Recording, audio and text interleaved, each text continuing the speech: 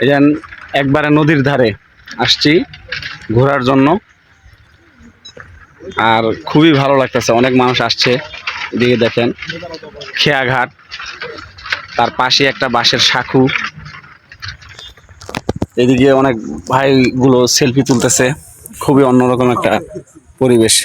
সেই নতুন ধান ক্ষেত লাগানো হয়েছে ভাইজান, ধান ক্ষেতের পাশ দিয়ে হাঁটতেছি আর উপভোগ করতেছি। গ্রামের দৃশ্যগুলো আসলে ভাই অন্যরকম একটা মজা। আর এই মজা উপভোগ করতে করতেও আমার একটা কষ্ট লাগলো।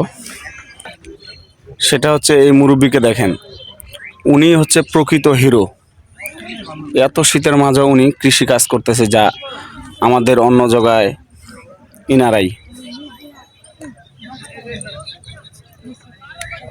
আর ওনারাই হলো সেই প্রকৃত হিরো আমি মনে করি। এদিকে আমার পরিবার, তার সাথে তার বান্ধবী, তারা সেলফি ওঠা নিয়ে ব্যস্ত। মানুষের সরষে খাতে আবার ভাঙেন না।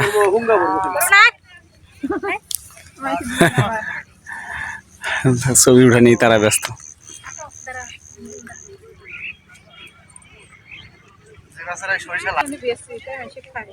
দিগন্ত জোড়া সরিষা ক্ষেত, আর চারদিকে উৎসুক জনতা সেলফি উঠা নিয়ে ব্যস্ত। সেটা দেখেই একটা মনোমুগ্ধকর পরিবেশ মনে হচ্ছে। আর একটা নতুন ডায়লগ আসছে, সেটা হচ্ছে এখন কাশফুলের দিন শেষ, সরিষা ফুলের বাংলাদেশ।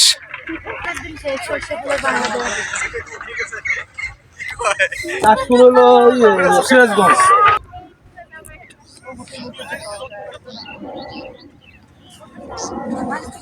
শাক উঠাইতে মানুষের শাক আবার উঠায় না।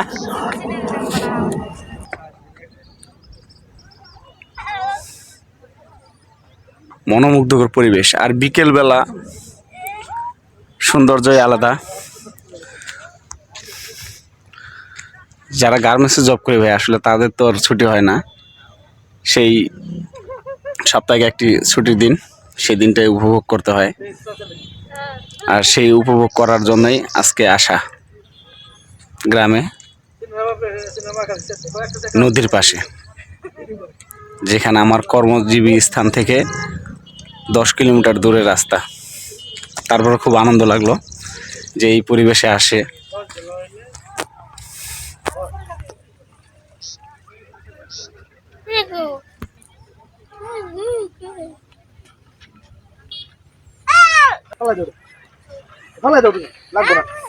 লাগবো না, আবার নতুন করে লাগাবো।